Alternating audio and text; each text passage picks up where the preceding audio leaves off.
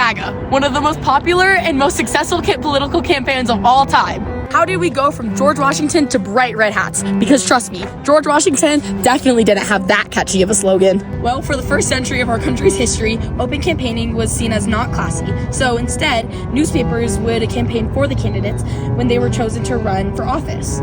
Well, this all changed in 1866 with Andrew Johnson's swing around the circle speeches, where the candidate went all around the country giving public speeches against his opponents.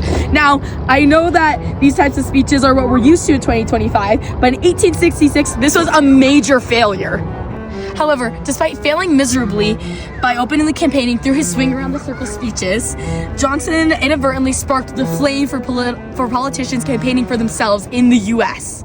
The next key advancement in the rise of political campaigning came in 1932 when FDR became the first candidate to ever accept his nomination to run for office in Chicago at the Democratic National Convention, where he made history by not only first introducing his ideas for the New Deal plan, but also by setting the precedent that candidates should accept their nominations in person at the party's conventions.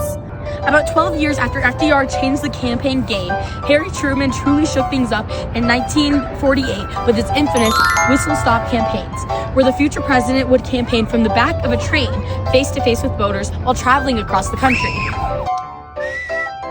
This campaign style was highly successful, as people connected with the candidate on a personal level, not just hearing whatever he had to say on the newspaper.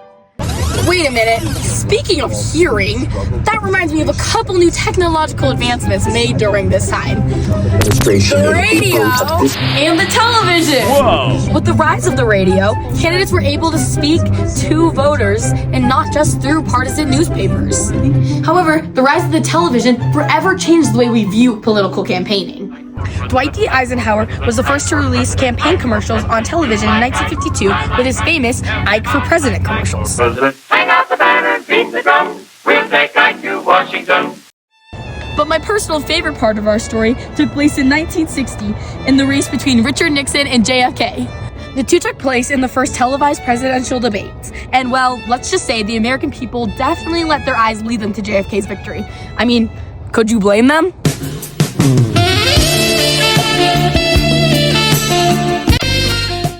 Since the 1960s, campaigning practices have been pretty consistent. Slogans, tours, debates, commercials about candidates, commercials against other candidates. However, in the past 60 years, the biggest new factor in campaigning has been the rise of the internet and social media. For example, Bill Clinton's 1996 campaign was the first to ever use a website campaign on the World Wide Web. And Barack Obama's 2008 campaign was the first to use social media. And the 2008 election is even sometimes known as the social media election. Now, 17 years later, how are things different? The biggest beefsteak. Well, things aren't that different. Candidates still give speeches, debates, post on social media, make commercials, and some even visit different states to connect with voters face to face.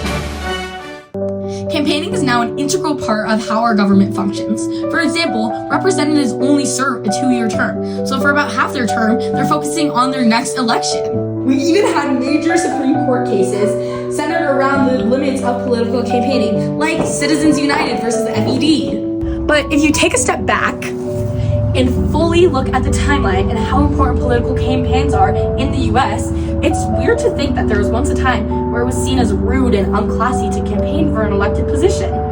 I think that looking at the history of campaigning in our country is a really interesting way to understand how our country's priorities and values have changed over our short history.